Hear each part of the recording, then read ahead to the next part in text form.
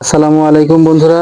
আজকে আমার দেশি মুরগিকে রানীক্ষেতের দ্বিতীয় ডোজ ভ্যাকসিন দিব। প্রথমে 100 মিলি পানি নিতে হবে। এটা যেহেতু 30 মিলির 3 মিলির সিরিঞ্জ, এটা 30-33টা মতো নেব এরকম। এটা আমার ভ্যাকসিন রাখার পাত্র, এটা ফ্রিজের ভিতরে ছিল। আর এটা অবশ্যই ভ্যাকসিন ফ্রিজে রাখতে হবে। এই যে, এটা আমার ভ্যাকসিন আরডিভি আরডিভি ভ্যাকসিন।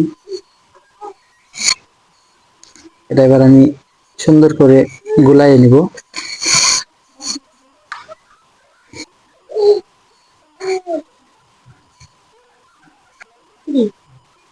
এটা সিরিঞ্জটা এর ভিতরে দিয়ে দিলে পানিটা অটোমেটিক টেনে নেবে। পানিটা টেনে নিয়েছে, এবার এটা ভালোভাবে গুলাইয়ে নিব।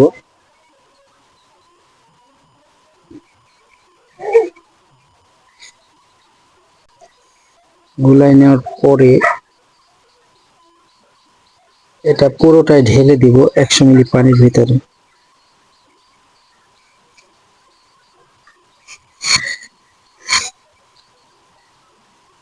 এই ভ্যাকসিন কিন্তু খুব সাবধানে, পানি যদি মুরগিতে খেয়ে ফেলে তাহলে ক্ষতি হওয়ার সম্ভাবনা থাকবে, সে যাবে।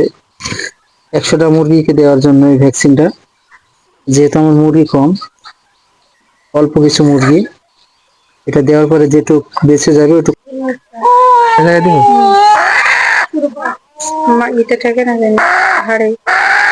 এইভাবে প্রত্যেকটা মুরগিকে 1 ml করে দিতে হবে। এটা যেন কোনোভাবে রগে না পড়ে, রগ বা হাড়ে এটা যেন না পড়ে। হাড়ে ঠেকলে ক্ষতি হবে। এটা শুধু মাংসতে দিতে হবে, এটা খুব ধীরে ধীরে দিতে হবে। 1 ml দিতে হবে।